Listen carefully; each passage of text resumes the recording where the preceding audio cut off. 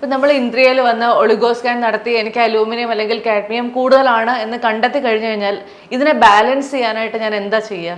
Morning രാവിലെ എണിക്കുമ്പോൾ തൊട്ട് വീണ ബെഡിൽ പോകുന്ന വരെ എന്തെല്ലാം വീണയുടെ ഫുഡിൽ എന്തെല്ലാം കഴിച്ചു, അല്ലെങ്കിൽ എന്തെല്ലാം ഭക്ഷണത്തിൻ്റെ കൂടെയുള്ള ഡ്രിങ്ക്സ് എന്തെല്ലാം കഴിച്ചു, ഏത് പാത്രത്തിലാണ് കഴിച്ചത്, ഇതെല്ലാം നമ്മൾ അസസ് ചെയ്തിട്ട് നമ്മുടെ ന്യൂട്രീഷനിസ്റ്റുകൾ ന്യൂട്രീഷനിസ്റ്റും ഉണ്ട്, ഇൻഹൗസ് ന്യൂട്രീഷനിസ്റ്റ് ഉണ്ട്. നമുക്ക് അതിന് അഡ്വൈസ് നമുക്ക് ഡെയിലി കൊടുക്കാൻ പറ്റുന്ന ഫോളോ അപ്പും വീക്ക്ലി ആയിട്ടുള്ള നമുക്ക് ഡയറ്റ് പ്ലാൻസ് നമ്മൾ ഇവിടെ നിന്ന് കൊടുക്കുന്നുണ്ട്. അപ്പോൾ ഈ ഒരു ട്രീറ്റ്മെന്റ് പാറ്റേണിൽ നമ്മുടെ ഒരു ന്യൂട്രീഷൻ അസസ് ചെയ്ത് അതനുസരിച്ചുള്ള ഫുഡ് റെക്കമെൻഡേഷൻ കൊടുക്കും.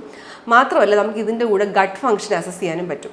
ഈ ഗട്ട് ഫംഗ്ഷൻ അസസ് ചെയ്യുന്നത് ഇപ്പോൾ സ്റ്റൂൾ എക്സാമിനേഷൻ വഴിയാണ് മിക്കവാറും ഗട്ട് ഫംഗ്ഷൻ അസസ് ചെയ്യുന്നത്. ഇപ്പോൾ വീണയ്ക്ക് അറിയാം, നമ്മുടെ ഈ കുടലിലുള്ള ചെറിയ ചെറിയ ബാക്ടീരിയ, അതായത് നമ്മുടെ ഗട്ട് മൈക്രോബയോം ആണ് നമ്മുടെ ബോഡിയിൽ നമ്മുടെ ഗ്യാസ്ട്രൈറ്റിസ് പോലുള്ള ചെറിയ ചെറിയ ഇഷ്യൂസ് തൊട്ട് നമ്മുടെ ഒരു മെൻ്റൽ ഒരു കോഗ്നിഷൻ ലെവൽ വരെ അഡ്രസ്സ് ചെയ്തെന്നുള്ളത് എനിക്ക് അറിയാം. ഇപ്പം ആയുർവേദത്തിലൊക്കെ പറയാറില്ലേ, നമ്മുടെ ഫുഡ് ഹാബിറ്റ്സ് ശരിയല്ലെങ്കിൽ നമ്മുടെ ജീവിതമേ ഒരു രീതിയിൽ മൊത്തത്തിൽ പ്രശ്നമാണ്.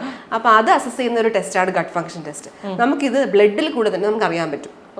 അതെ, അപ്പോൾ അത് അസസ് ചെയ്തിട്ട് നമുക്ക് ഏതെല്ലാം രീതിയിലുള്ള ഫുഡ് റെക്കമെൻഡേഷൻസ് നമുക്ക് വേണം, ഏതെല്ലാം ഫുഡ് അവോയ്ഡ് ചെയ്യണം, അങ്ങനത്തെ കാര്യങ്ങൾക്കുള്ള അഡ്വൈസ് നമുക്ക് കിട്ടും.